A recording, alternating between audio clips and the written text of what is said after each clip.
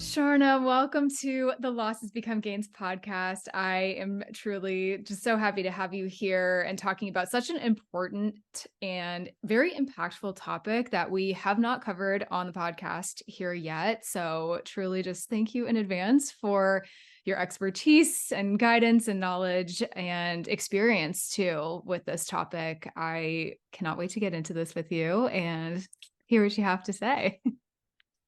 Thank you so much for having me. I'm so glad that we could actually finally make this happen. I know. I would love to also just have you tell kind of your story of loss and grief. You mentioned Ramo baby. So, and this is really why I wanted to talk to you today for sure, because anybody here who either is going through this themselves or knows somebody who is either trouble conceiving, has lost a baby perhaps before they got to full term, have lost a child even after they were born, anything really in between. Again, you are like my go-to girl in this topic. So I want to hear your story for sure. And then maybe we can talk about some of just the ways that you've healed. I'm sure we would have gotten there anyway, but I think I agree with you so wholeheartedly about the nature aspect and being able to really ground yourself. And that can be very healing. So yeah, would you mind just telling us a little bit about just what your journey has looked like, again, whatever you're comfortable with. And then we can talk about maybe the healing aspect of all of this, which is a big topic to cover, but yeah, very big. But yeah, so I always wanted to have a child. I never really wanted a big family. I am one of 4 children. So growing up, I realized it wasn't easy for my parents to have 4 kids and have obviously a family of 6.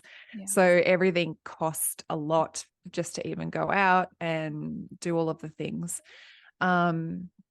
So I kind of just wanted a smaller family so I could, focus my energy, and not that I ever doubted the fact that I'd have enough love or anything. I Right. was just more that I was just like, I'd be comfortable with like 1 or 2. Yeah. And that was always a part of my story in my mind. And I never thought that I would have any issues because obviously my mom, she had 4 kids. She tried 4 times, got 4 kids. And there was no talk about loss in my family. So I was never exposed to pregnancy loss at all. And there was never talk about it in my world. Mm-hmm. We were trying to conceive for about 5 years. And I was like, okay, for the first couple of years, we'll just, I don't know, trying without sort of going into all of the nitty-gritty parts of it all. Yeah. And we got through the first couple of years and we're like, okay, I'm actually, I'm 32 or something at that point. So I had been on contraception since I was 13. So I was like, maybe there is something that is happening inside of me that I don't know about. Right. So at that point we went and saw our GP, who referred us to a fertility specialist, and we went and obviously saw the fertility specialist. He put me on tablets to hurry things along, essentially, because he's like, this is kind of, in his words, he actually goes, this is kind of going to shortcut the process. Like, this is going to get you pregnant quicker. It's going to, have more eggs, more opportunity to be fertilized. And at that point, I was like, I don't care. I'll do anything to get pregnant. Yeah. Looking back over all of that now and knowing what I know now, I'm like, I know that it wasn't the best decision that I should have made, but I did what I did in the moment with the education and the knowledge and everything I had at the time. So I was like, yep, cool, let's do that. And we did, and went through one set of, or a couple of months of the treatment, and actually fell pregnant. But because I didn't know my body at all, because I'd been on the pill for so long, I didn't actually know I'd missed my period So I was a lot further along than probably what I should have been by the time I realized I was pregnant. Gotcha. So we went to the doctors. She confirmed that I was pregnant. She booked me in for an ultrasound. Obviously, most people go around the 6-week mark ish when they've missed their period, and by the time they find out they're pregnant and they go for their ultrasounds, it's usually around that time. I kind of worked out that by the time I got to the ultrasound, I should have been about 10 weeks. Right. And when we got there, I obviously being my first pregnancy, I had no idea how I was meant to feel physically. But I was feeling very tired, very, very exhausted. And I was like, this is only early. Like if this is going to get worse, I don't know how I'm going to be able to cope. We got into the ultrasound appointment and the technician was looking. He went quiet and he's like, I can't see anything, but let's do an internal. So he went and obviously got me to empty out my bladder, and then he did an internal ultrasound. And again, he just went quiet. And at some point, he just turned to me and he goes, "I'm sorry, there's no heartbeat." And I remember saying, I'm like, try again, just try again. Like, keep trying. This cannot be my reality. Like, I didn't know about miscarriage, but I had, like, my body was like, this is my worst nightmare. Yeah. And he went out and got a senior technician. And then he came back in and did the ultrasounds again. And he goes, I'm sorry, we can't find the heartbeat. It had stopped growing at 7 weeks. So what I had experienced, which I did I did my own research because no one told me what was actually happening. I'd experienced a miscarriage. So my body had actually miscarried and I had no idea. Wow. Until I'd gone into the ultrasound appointment, and the time frame was 3 weeks. So my baby had stopped growing at 7 weeks and I figured I was about 10 weeks. Okay. So my GP said to me, she goes, usually it takes about 3 weeks for your body to realize that the pregnancy isn't viable anymore. And it will start the miscarrying process after that. So she's like, you can just go home and it will just do it on it, or your body will do it on its own. Oh my God. And I was like, okay, like, Not helpful, for one, but I was like, like, what? yeah, I was not at all prepared. She goes, it'll be like a heavy period. And I was like, okay, cool. In my mind, I'm like, obviously still in shock, but like I've known heavy periods before. Sure. I was like, if that's what it's going to be, then I'll be okay. Yeah. And I went home and she was kind of smack on the time frame because I'd gone in for the ultrasound. It was like a Friday. So I had to go the weekend. And then I had a doctor's appointment again, like the following week. But over the weekend, I started miscarrying, I started bleeding, and I was bleeding to the point of passing out. And I got to the point where I just said to my husband, like, don't go in the bathroom. Like, just do not go in there because I can't clean up after myself. And I was laying on the floor in my bedroom with my feet up in the air. And I rang mum and I said, I'm going to die. Like, there's no way that anyone can survive losing this amount of blood. And we Googled, because that's what you do when no one tells you what you're meant to experience. You Google. And my husband's like, oh, it can last up to 10 days. And I was like, what? No, bleeding if no, I'm like, I'm going to die. Like, that's legit. I had it in my mind. I'm like, this is it. I'm done. And then I started contracting like the second day, and I have epilepsy. So I'm not actually allowed to take most pain relief medications. So I had Panadol, so like paracetamol at home. And I was like, I can only take this. This is it. This is all I've got. And I didn't actually know that I was having contractions. I didn't know that that's what I was experiencing until I got to the hospital. So Monday rolled around. I couldn't walk.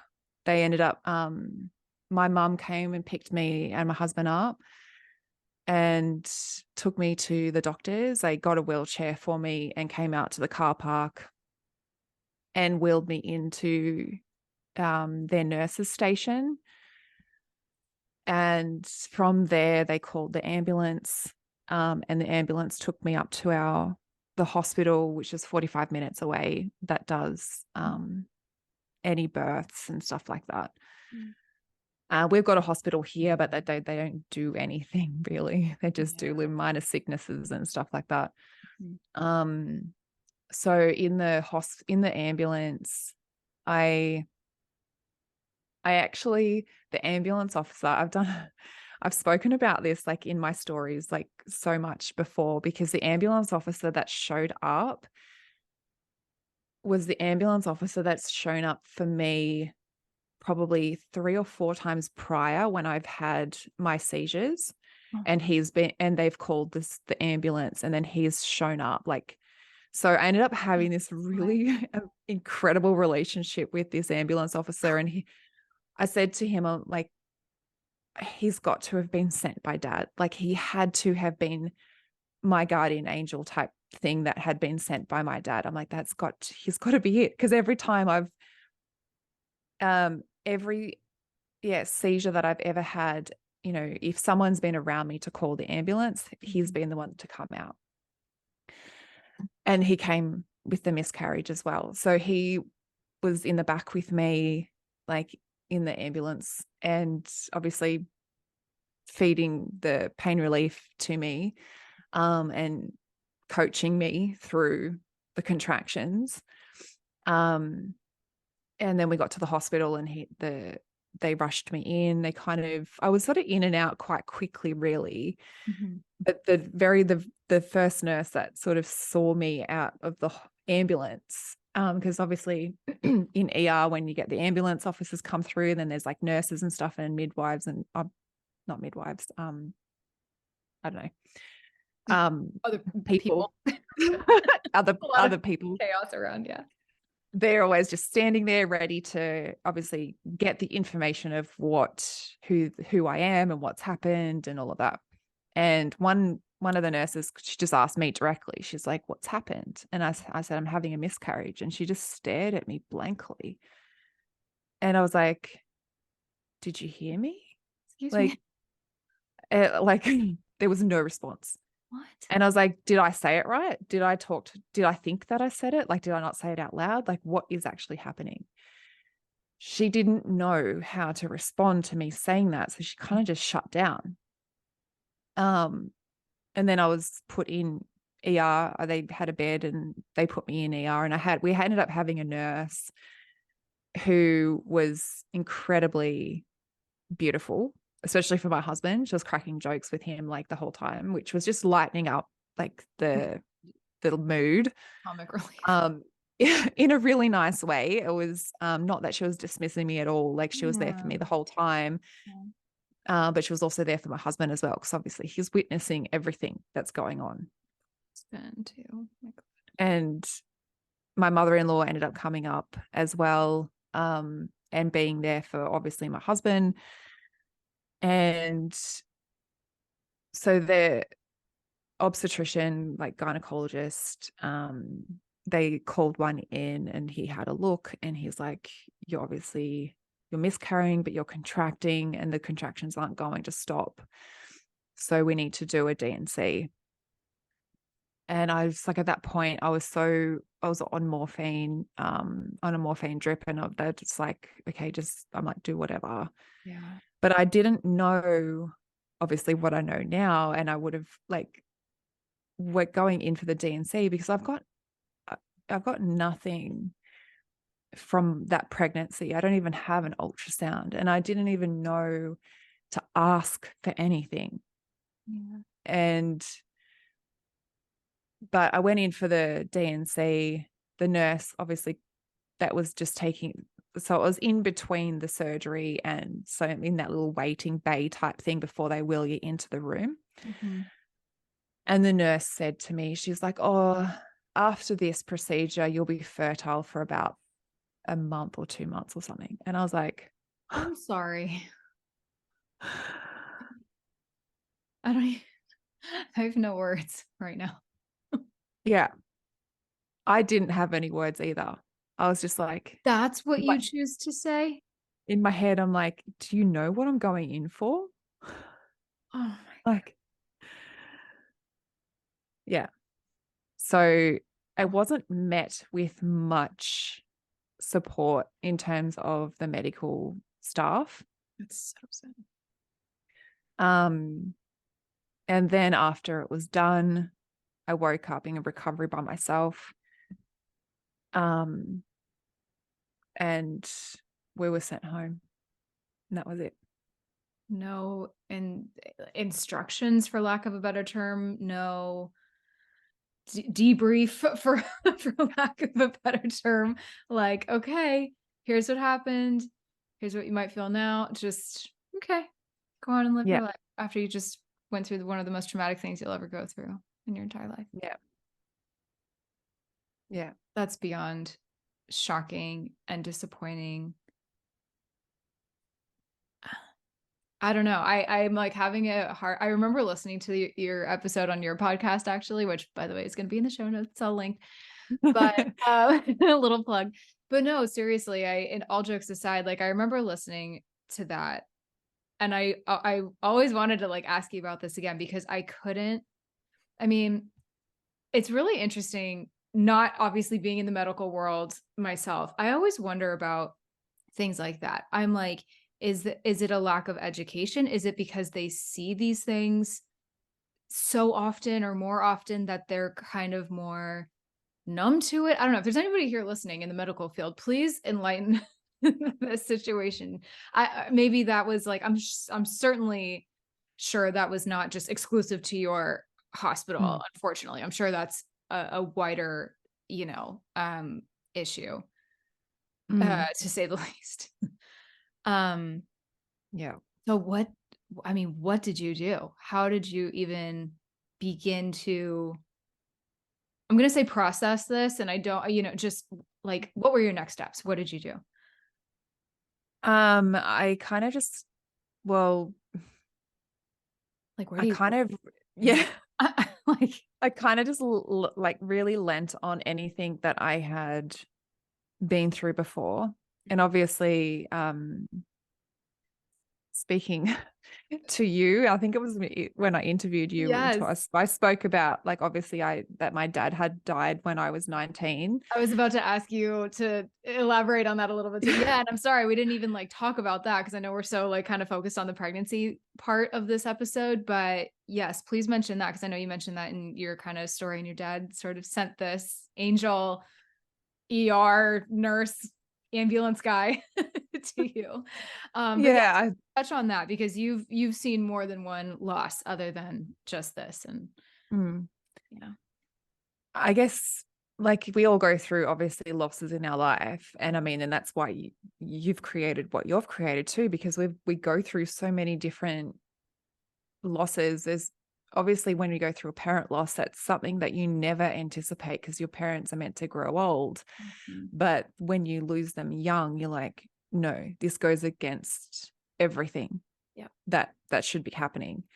And my dad died when he was 49, so I was 19, and I didn't process his death well at all.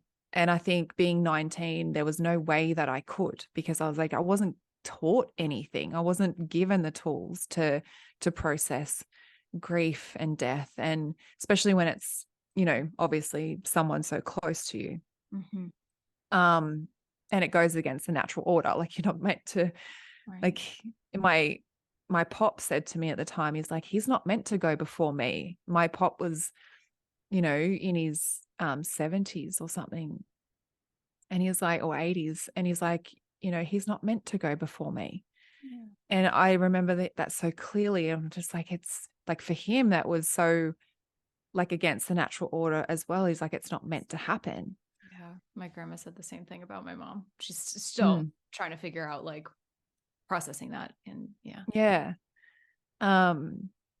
So I think I was in therapy until I was about 25. Mm-hmm. And then obviously in and out of therapy for a while. A lot of things fell apart because I couldn't process obviously what I was dealing with. So I was having issues with relationships and just life, work. It just kept popping up everywhere. And so I learned a lot, obviously, in therapy. Mm-hmm. What I don't know if there was any specific, it wasn't specific things that she gave me, essentially like tools, Yeah. but like from what we spoke about and how she sort of talked about things, I kind of created tools for myself. Interesting. Yeah.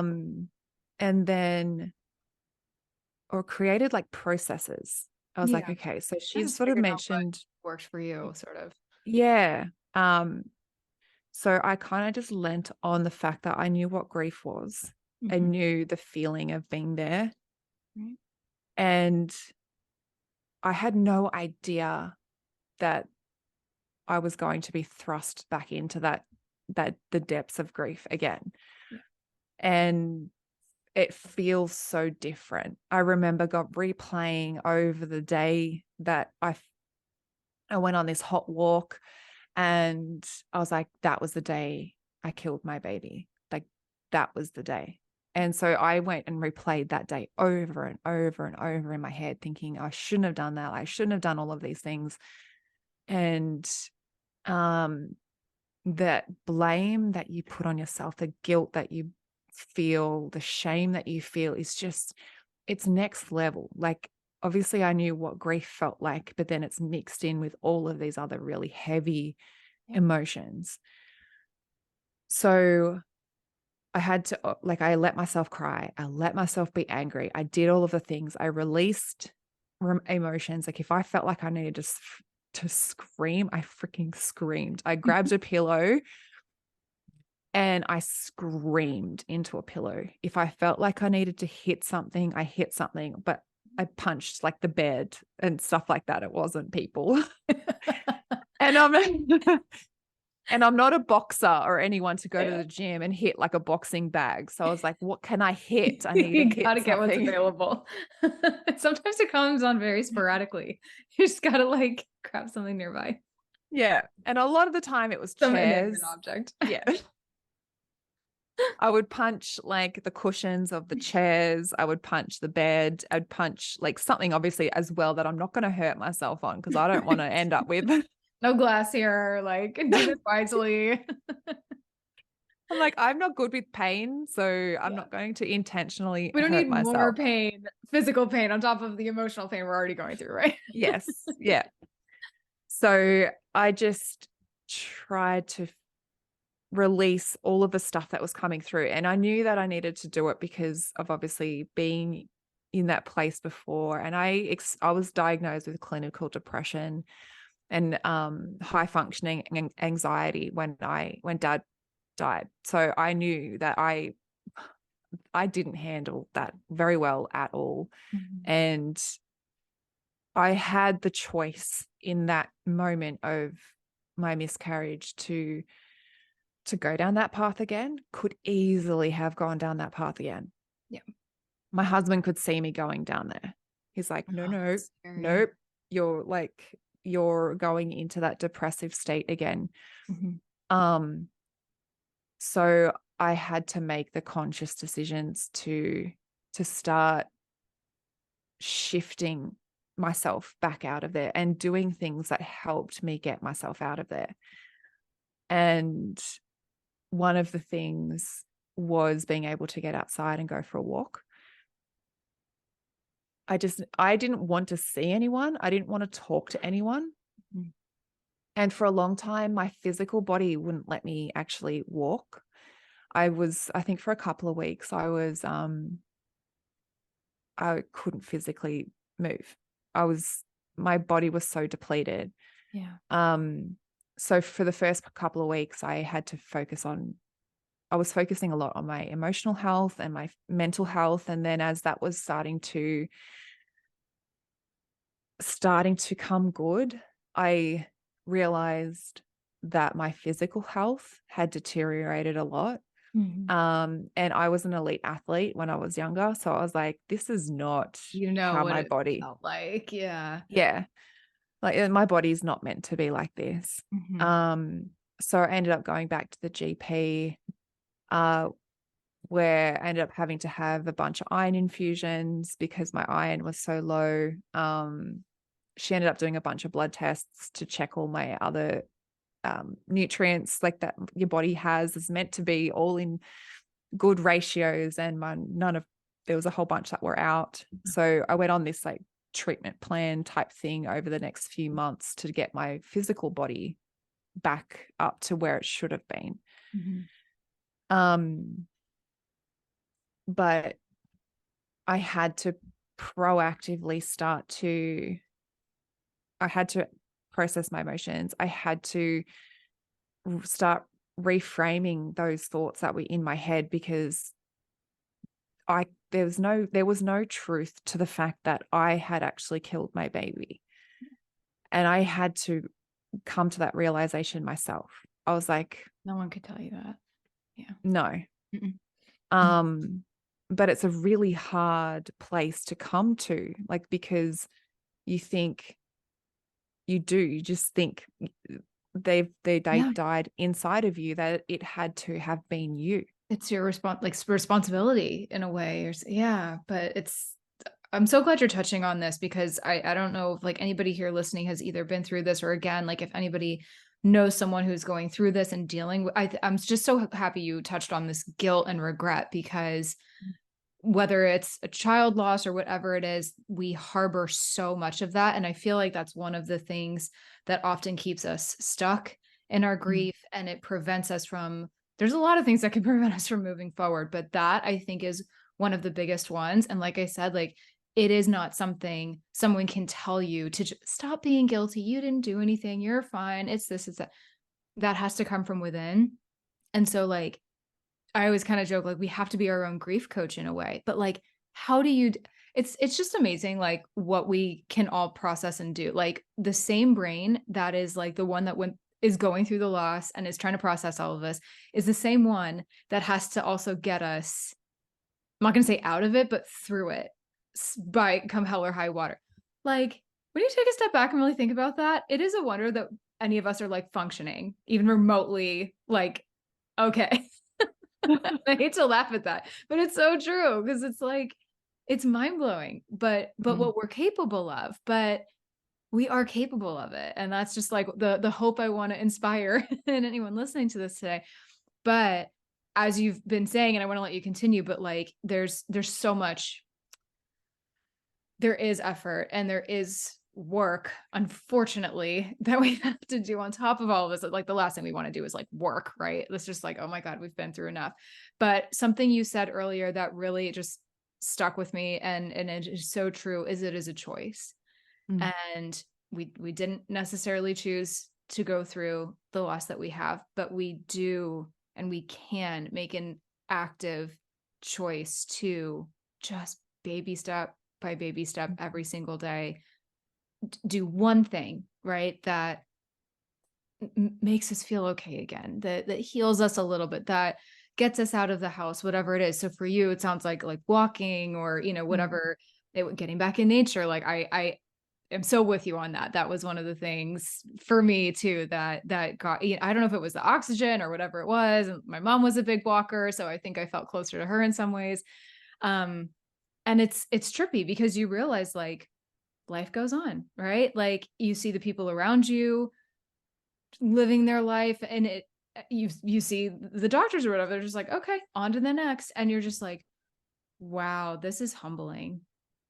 And I feel Mhm. like you're not like, you're almost grieving that too. And that can almost like add to the loneliness that we feel. And whether it's like, I kind of joke like self-imposed loneliness, because it almost sounds like you kind of like did what I did too, is like we sort of just backed out and was like, I actually want to be by myself, which I don't know how you feel about this. I actually encourage that a little bit, because we do have to sort of get to know ourselves again. And that alone time sometimes is important, but it can also be, there's a fine line, right? We need to have a good support system. I love that you went to therapy. I did as well. Um, and that can be super beneficial. Whoever you're going to, a coach, like one of us, or whoever, just having someone around you who gets it and understands Mhm. it and is not going to rush you, even though you might feel rushed to, I'm going to say, get back to normal, so to speak, right? My whole world had been tipped on its head. Yeah. But I allowed myself to be in that confusion and overwhelm and crappy emotions, like painful emotions. Um, and then I realized, because I allowed myself to be there, they didn't actually stay long. And so I was like, Mm. oh, I can actually start to feel like a little bit better. Yeah. But when my emotions kind of started to maybe feel like they were being seen and they were being regulated, my brain, like my thoughts got so loud, and I was like, Mm. holy crap, like what is going on? I was inside of my head. I couldn't get out. Mm. And I had created all of these beliefs about myself, that I was incapable as a woman. I was a failure. I was unworthy. I was never going to have children. Um, my my journey ended here. Like that was it. Like I'm done. Um, I'd never amount to anything. There was there was a lot of that had come up from my childhood as well, like a Mm. childhood wound that kind of got reopened. Mhm. And no one loves me. And if no one loves me, I can't love me. Like my body's broken. And that was also a belief I had about myself for a long time, especially when my periods wouldn't go the way that they should. I always said my body was broken, which now I know is also disconnecting me further from myself. Mhm. But so I had to, obviously there was a lot of at that point there was a lot of journaling. I didn't care what I wrote. I just wrote. I'm like, I remember taking 5 pages in to my therapist. I'm like, I don't just read that. That's what's in my head. I don't know Like, what I'm supposed to do with this, but here you go. here you go. Read that. This is your problem now. Yeah. That's what's coming out of Oh me. my gosh. That's what needed space. That's what needed to be seen. Um, I don't, I didn't know how to put it into words, but to write it out, I could do that. And by writing it, I didn't have a journal per se. It was just a pad and a pen, like, and I just wrote. Mhm. And I didn't judge anything that was coming out. I hated the stuff that was coming out though, because there was stuff in there. There was thoughts in there that I've never thought before.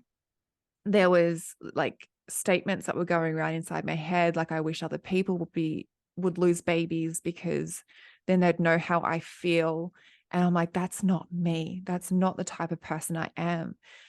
But I was hurting. So in that moment, that's what needed to be seen. That's what needed to come out. Yeah. And I hated all of the stuff that was coming out, but it needed to It needed to be have there. its moment to be seen and heard. Yeah. Um, and not that I'd ever wish anything like this upon anyone. And it's just that in that moment, I needed a space for those really loud thoughts to stop swirling around inside my head and get out. Mhm. So I ended up journaling every morning and every night. I would just write, and then I started to add in things that I was grateful for, because I was like, there's got to be, there was a quote that I read, and it said, every day may not be good, but there's something good in every day. And I was like, okay, there's something good. Are you sure? Just like, So then that's a cute idea. Not sure about this one. yeah, are you sure? So I started to look for something that was good. And when it started, like what you said before, there you start with baby steps. Like when I started, it was like the sun's out. Okay, cool. That was good. And then as I started doing more and more, I started to just, without journaling, being able to see, like I'd go for a walk, I'd stop and I'd smell the flowers, like literally smell the flowers and go, oh my gosh, they smell amazing. Yeah.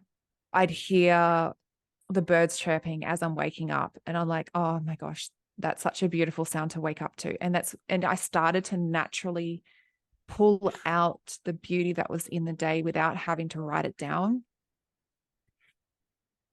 And then it's just almost like this, it just flips. Like then it's almost like this natural progression. Like you just all of a sudden come out of the pain and then you're like, how did I get here?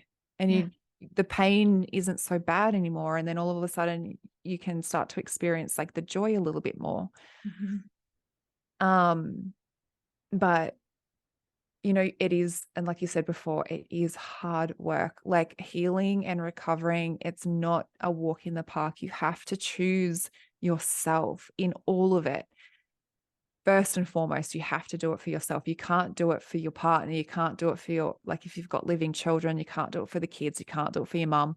Right. You have to do it for yourself, and it has to be a choice. And then you have to commit yourself to doing the work. Like it's possible to have an incredible life on the other side of loss. And I believe like without, there was a quote that I read the other night and I was like, now I'm trying to remember it. I can't remember This it. is so juicy. Maybe it'll come back. It'll come back. It was pretty much just like around the concept of like, without pain, like you can't experience the beauty. And on the other side of loss, like my life has been so much more intensely beautiful because I know what pain feels like, and I'm so much more grateful for the stuff that I have. Even there was moments with my rainbow baby that I was like, I am like falling apart again. I felt like she wasn't latching, my milk didn't come in properly, I kept getting infections in my breasts. Like it was like, it wasn't the way that I was told breastfeeding and being a mum would be. Yeah. I remember crying, like she was crying, I was crying for probably a solid 2 weeks. We were both just crying at each other. And even in those moments, I'm like, this is only a short period of time. Like I know that this is hard, this is shit, like this is not easy, but this also isn't going to last. So I allowed myself to feel like absolute crap, to feel like a failure again. But I knew that there's a quote and it says, rock bottom is going to teach you more than a mountaintop will. Ooh. Rock bottom taught me so much. Yeah. It taught me that I can go back there and I can get myself back out because I know what it's like down there. And I know that I've been out. And I know if I go back, I've got the tools to get myself out. And when I read that, I was like, okay, so rock bottom, it's not a bad place to be. Like, it's hard and it's crappy and it's painful and it's a horrible place, but it teaches you the resilience that you have inside of you. If you really want something, you'll dig your feet in and you'll get yourself out of there. Absolutely. You will claw your way out one way or another. Yeah, you'll figure it out. Like if your determination is not to stay in that place, you'll figure it out. You'll find the people that can help you as well, because you don't have to do it alone. Like you said before, like you shouldn't have to do it alone. There's not a moment in there that at all that you feel like this is your journey and you have to figure all of this path out on your own. Yeah. there are people that have gone before you and people that have walked that path, and then they're also there on the other side going, I can help you through that Yeah. if you're willing to put out your hand and say, I can't do this alone. I need support. And your journey will be so much better for that, for you being able to have the courage to reach out and go, I need help. Absolutely. Takes a big person to do that. It's overwhelming to do that. It's scary to Mm. do that, and I think it's especially scary for those who don't feel ready or, um, feel like they'll never be ready or there's never gonna be a good time. There's a million excuses we could make to not reach that hand out and help, and I just love that visual of what you just said. That's all it is. It's just like, I'm just here's this is a step, right? Mm. And we don't have to take it on faster than we need to. I know, like with society and getting back to work and taking care of children that are here, can make it feel like we have to do it faster. But we are, I feel like this is so cliche to say in this loss and grief space, but like we are all on our own timelines with Mm. this. But the day-to-day coping, I think, is some of the worst parts of it because it's in those micro moments. It's in those little day-to-day things that it is where some of the most pain I think can live. But I love so much what you said about, not just the rock bottom, but something you touched on that kind of just alluded to like knowing how much more beautiful life is having gone through the darkness. I always like to say like, grief and loss and everything that brings out a lot of gray. Life can look very gray. It's very ho hum. It doesn't feel the way that Mhm. it once did. We can just long for the way that it was before. But grief also shows us colors that we never would have seen before, like Technicolor, if we let it, and there is so much to appreciate. And I know how twisted that sounds. And if anybody here listening is like, Terry, this is a crock of shit. I don't agree with any of this. I don't see how you can see so much pretty color in loss. You don't have to agree with me on this. You don't have to see it right now. That's not where anybody's asking you to be. It's just to plant the seed to know that, like, here you are listening to two people who are telling you that color, it comes. And I also love what you said too, that there's maybe no like crazy big defining moment of when that moment comes. It's one day. It might not even be that big of an aha moment, but you're kind of like, huh, I'm actually doing okay. I'm hanging in there. I'm doing better than I thought I would. Like this, what a pleasant surprise. Not, I have no idea how I got here, but I'm here.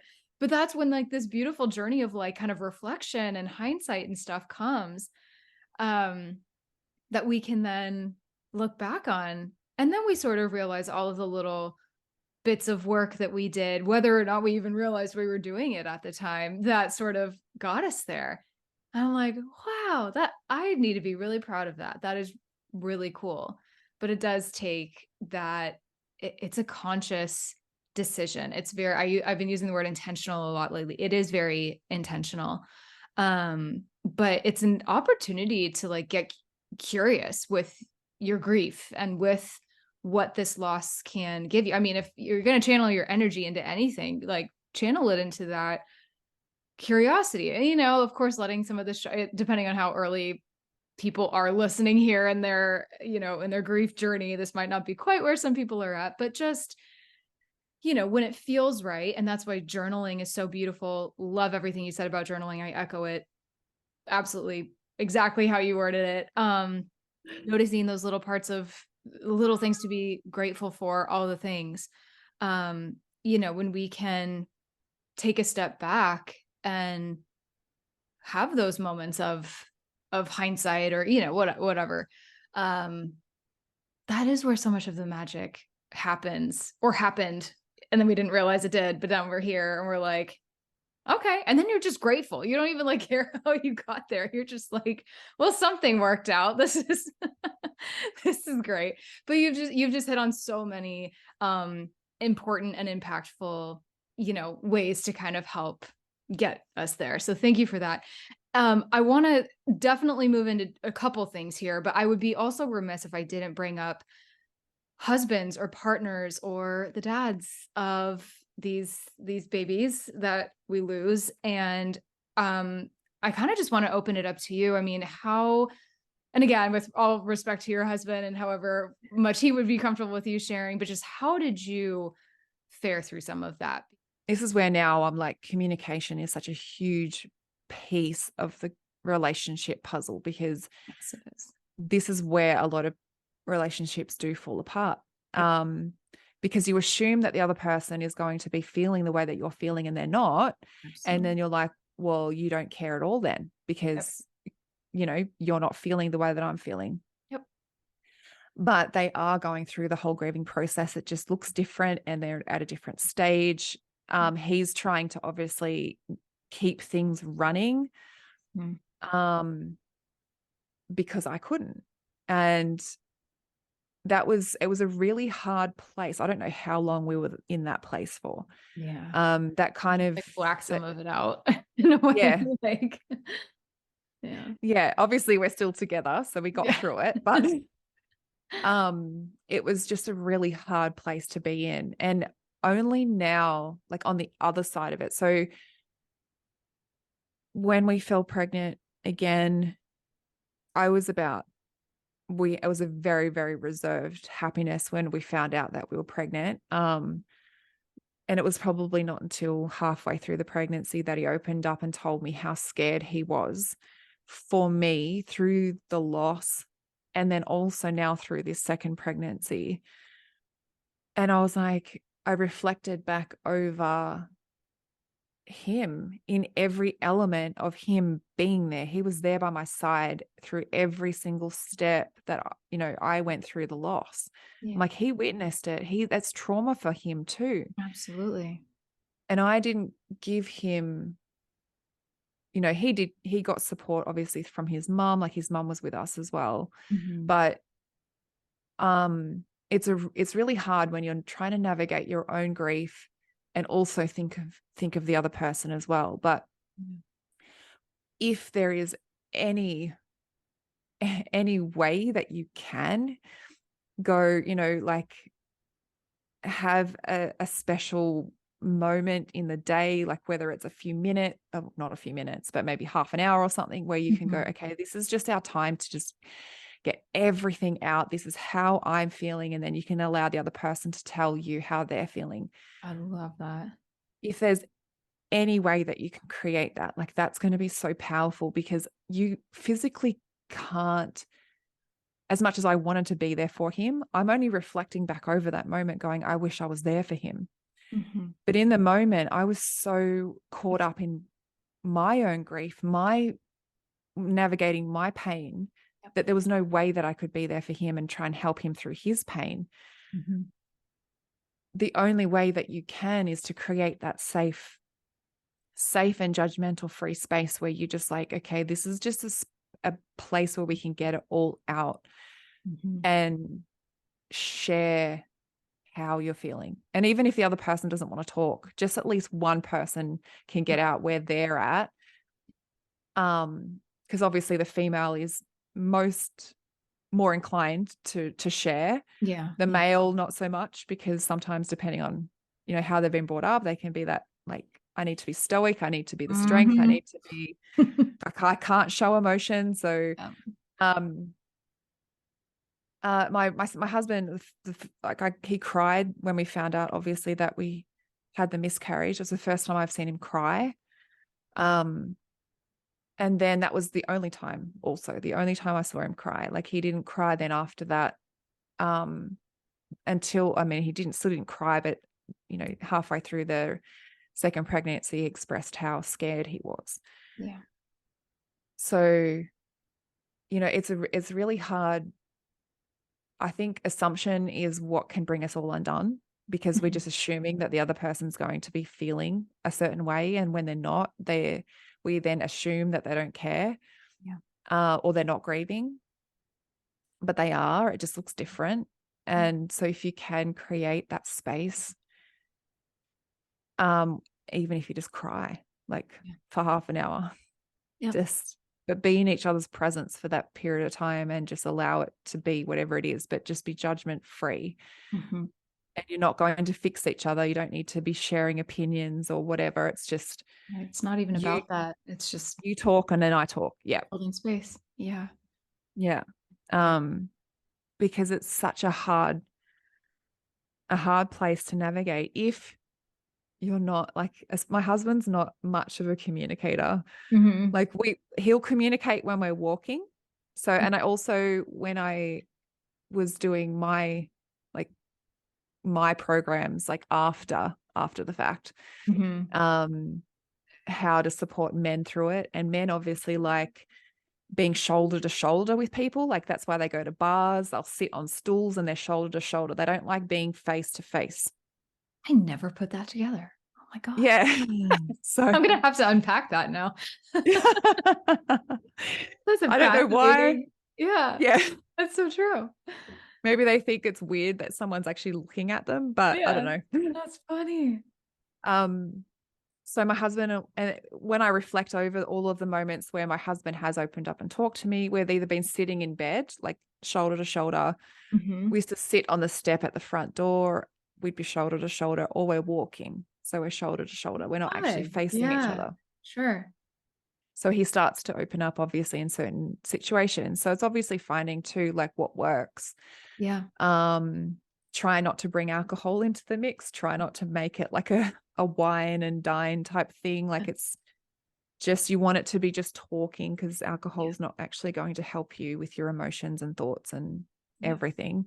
great point. Um, but yeah, I think the assumption piece is what actually can bring us all undone, because then we're Abs not actually communicating like Yeah, what the real, like what the truth is about it. yeah.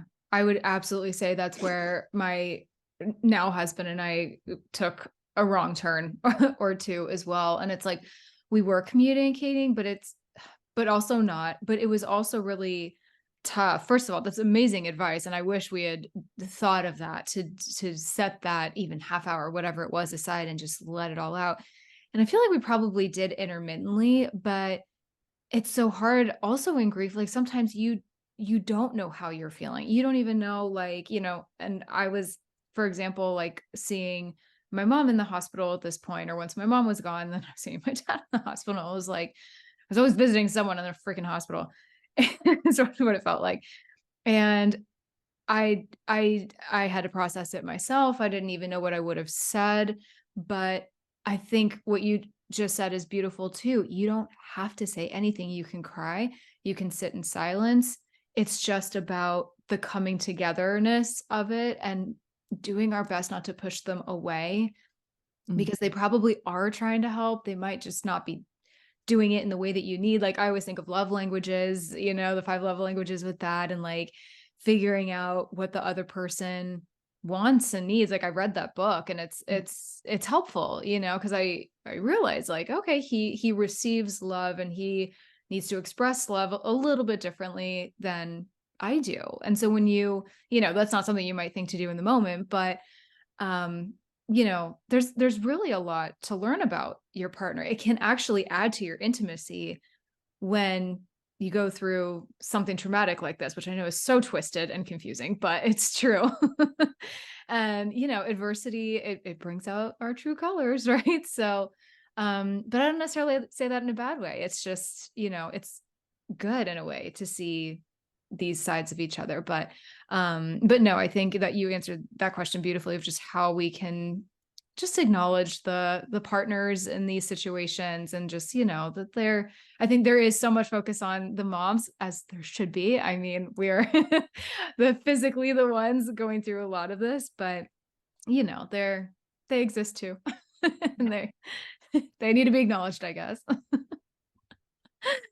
Yes, and So they a lot of the time don't have the ways to express it. So no, no, and I mean, you brought up a great point too, and my husband's very much like this too. A lot of them, even more so than women, oftentimes are conditioned to, like you said, like keep it in or not show it, and just all of that stereotypical stuff that are expected of boys and men and all the things. And my husband was the same way. He grew up in a very like sports oriented household, rub some dirt on it and you're fine, you're fine, you're fine.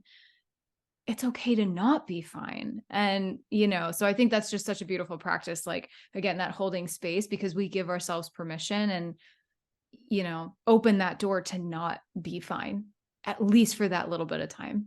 And I love what I'm even going back even further, what you were saying earlier, but I do want to just like reiterate this because I think it's so important what you said when you were talking earlier about, feeling your emotions. Like, you obviously did an amazing job, and whether this came right away or whenever this came, but you really allowed yourself to feel and release it however you needed it to. But I remember you said, they almost like didn't hang around as long as you maybe as they would have, or you thought they would have. Like, it helped you heal faster. So I just want to like hammer this home too, for anybody who is struggling with releasing those emotions or scared to, because you're scared or fearful of the pain. That's so valid. I mean, who wants to knowingly commit ourselves to that, to get into that? Yeah, it freaking hurts. Like, that's the point, right? Yeah. But it's that ripping the Band-Aid off thing. Like, sometimes just ripping it off, it hurts in the moment, but you can like put that compression on it and you're like, okay, that's over, as opposed to the slow rip that just feels like it's never going to end. And so it's just, I don't know, just goes to what you were saying as far as just not having fear around expressing that and knowing it is going to hurt, it is going to suck, it is shit, but it could either be all of that for a slightly shorter amount of time or you can make the choice to prolong it. The choice is kind of up to you. It's a little bit of tough love right now, but it's true. One way or another, we will feel it. So, but that's the beauty of it. We get to decide on our terms how that looks and how that goes. Yeah. And it's like, it's just feeling the feelings to completion. Like, if you can feel them to completion, it actually leaves your body. Mm-hmm. And like you said, when you choose not to, again, it's a choice. If you're like, no, I don't want to do that. Mm-hmm. It's fine, but just know that that's not actually supporting you. That's actually just pushing it back inside, and it's going to come back. And it will keep coming back until you can feel it to completion, until you can see it. And some people, prolong that for years. Mm-hmm. And then it actually, like, when we suppress emotions for long enough, it actually has a physical representation to it. You'll get pain, physical pain in your body. Yeah. So, there is other, ramifications if we don't feel the feelings in the moment. Our body doesn't see them as negative or positive emotions. Our body is just an emotion. Like, it's just sadness, it's just anger, it's just, whatever it is. Our body doesn't say this is a negative emotion or this is a positive one. It's just an emotion. And if we can strip away the labels for that as well, yes, like you said, it's going to suck. It's going to be painful, because it was easy.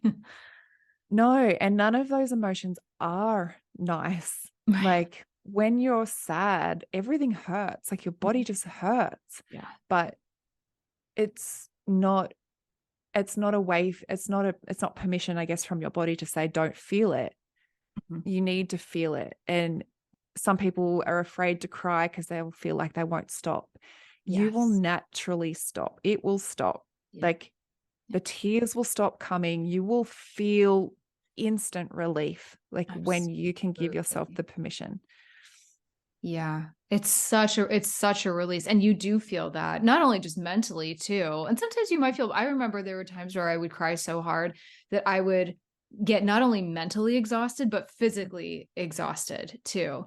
But I did feel better. I mean, my face felt like a freaking balloon because it was like so swollen, but that's par for the course, right? Like, fine, do it in the comfort of your own home, and so you're not going to see anyone for a little while. Okay, fine. But avoiding it is not the answer either. So